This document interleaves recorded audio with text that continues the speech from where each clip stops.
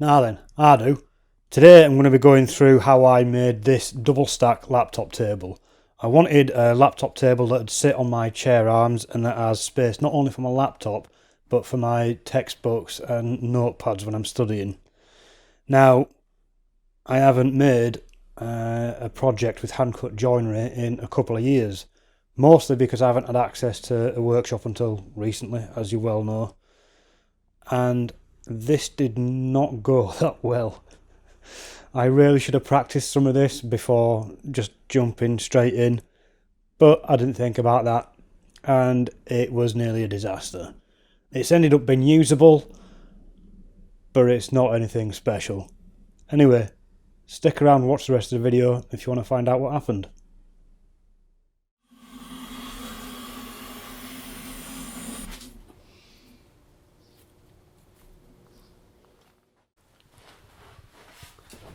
So as always, I start by using the planer thicknesser to get my stock down to rough size.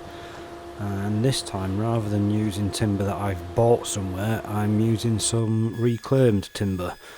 I have no idea what timber it is, maybe sapele or mahogany or something, but it's very, very splitty.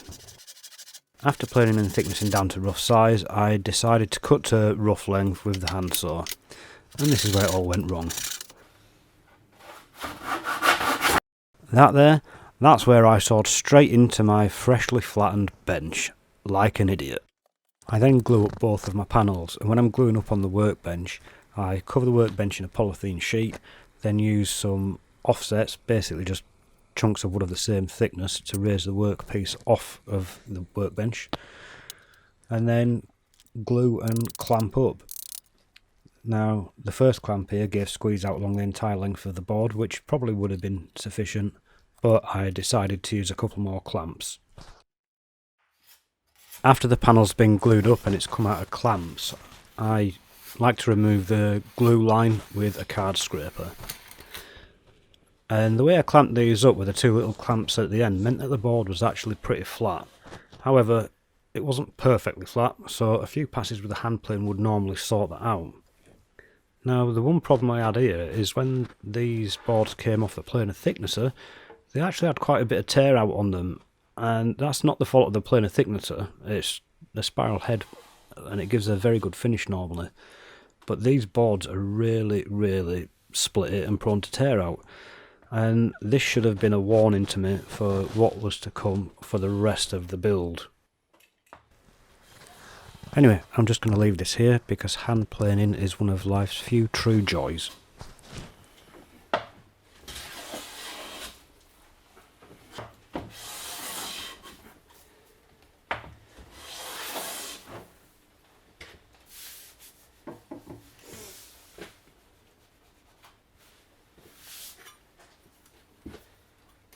And just a final quick go with a card scraper just to get rid of a little bit of unevenness at the end of the board.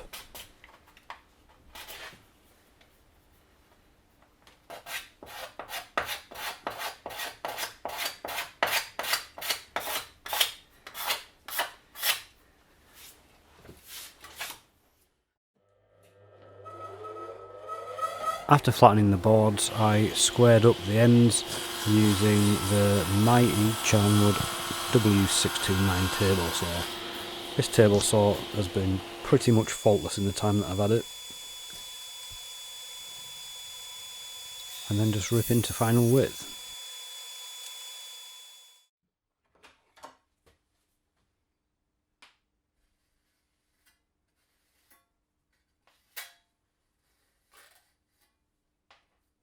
These tails boards are quite short and wide, and there are a lot of tails to cut into them.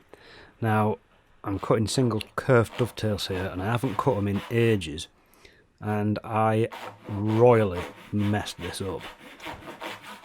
Cutting the tails on the first side went absolutely fine because I have a pencil line to cut square to, and it was all relatively easy and straightforward. However, when I then went to cut the second side of the tails, putting my saw into the first curve, it turns out that I was no longer cutting square. and my dovetails ended up rather gappy. But it's nothing that didn't get sorted out in the glue up.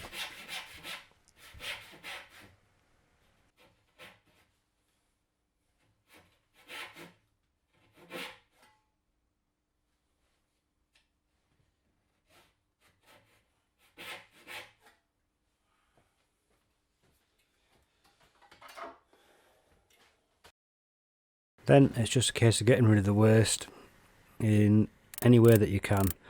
I prefer to cut most of it out and then just chisel down to the knife wall, but there are a lot of different ways of doing this.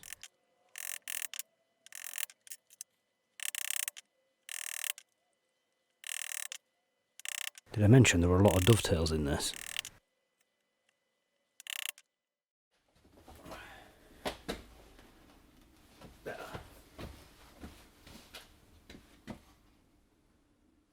After that, on the underside of the top of this laptop desk, I had to route the grooves for some sliding dovetails. And whilst I haven't shown everything here, I started off by routing a straight channel and then going back with a dovetail bit and doing either side of that channel.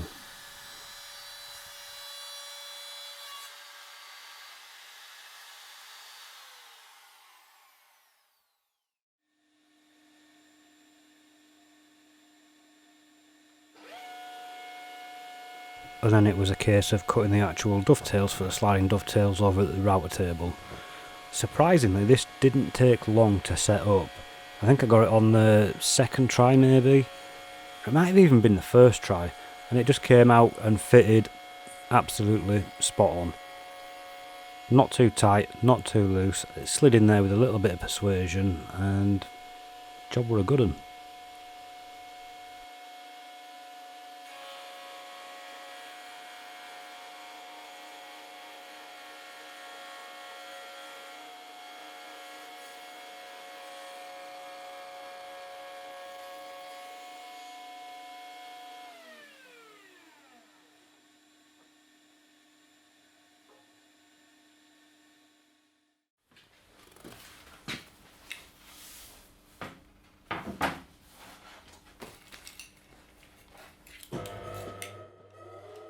So because this laptop table is designed to sit on the arms of a chair and it's a two-tier table, I needed to cut out the shape where my stomach's going to be.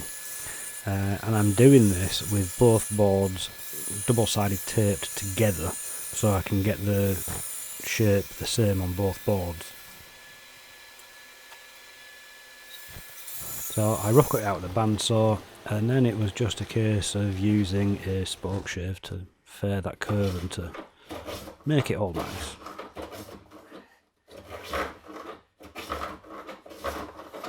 By the way, these blue band spoke shaves are absolutely lovely to use.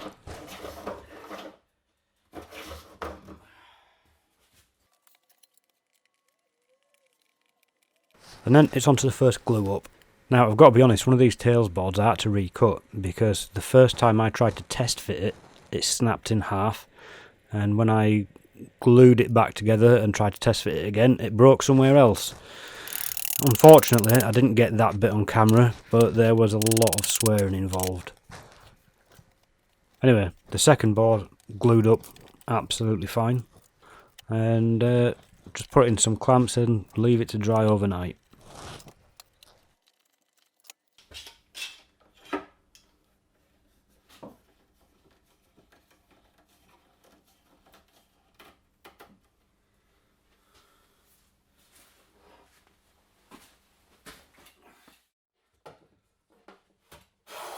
And here I'm using the Luban number 22 infill plane just to level and smooth out the ends of the desktop, and this plane is phenomenal. I got it on a Black Friday sale at Rutland's and it was almost half of its usual price, so I couldn't say no, and I absolutely love it. It is now my favourite plane.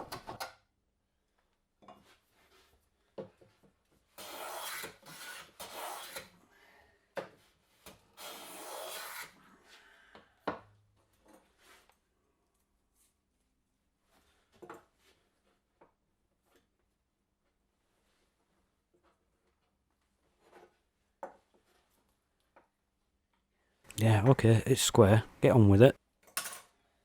And whilst I'm only showing me chamfering the ends of this board, every part of each board I actually got a chamfer because I don't like sharp edges. And the chamfer on the semicircle that's cut out of the front of the table, those chamfers are actually really quite heavy, and it has quite a nice touch to it, I think. And here I'm using the router plane to plane out the recesses for the pencil holder, for the mouse pad, and for the laptop to sit in. I love using the router plane. It's such a perfect tool. It does what it's designed to do absolutely flawlessly.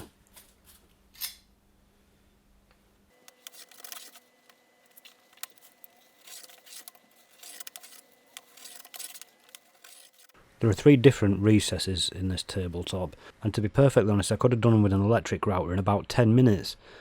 But work was quite stressful and I was enjoying this process, so I spent just a couple of evenings, probably 4 hours or something, doing this by hand, and I'm very glad that I did because I thoroughly enjoyed it.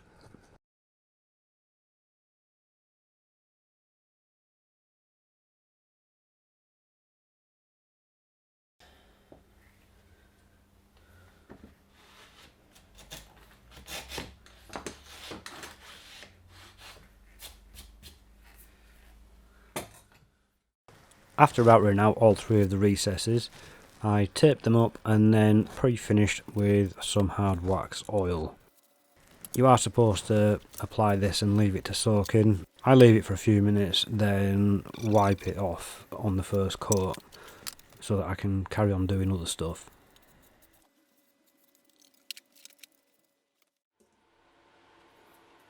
After that had dried, I glued the assembly up, gave it a wax, and then started applying the red felt to the recesses. And this is done quite simply. Tape off the bits you don't want glue on, use spray adhesive, stick your felt on, and then cut around the edges.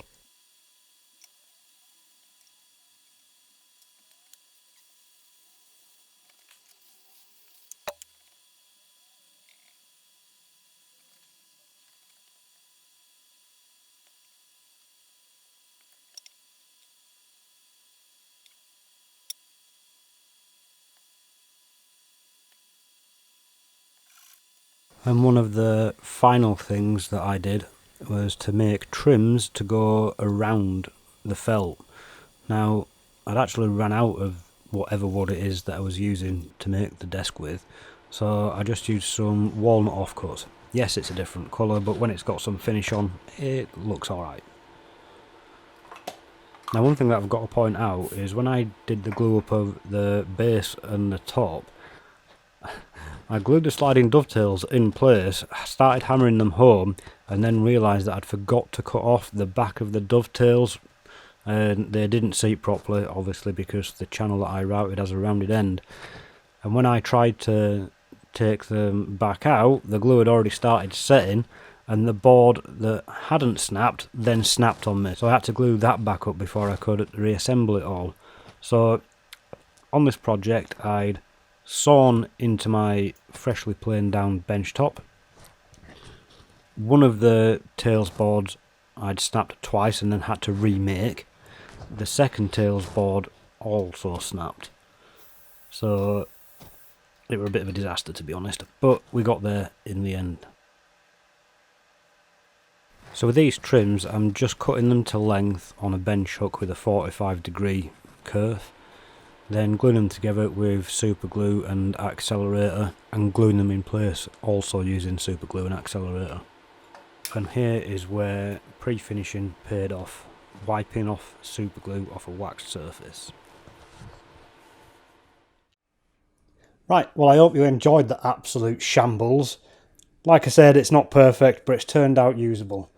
And it gave me a good opportunity to practice some stuff that I haven't done in a very long time.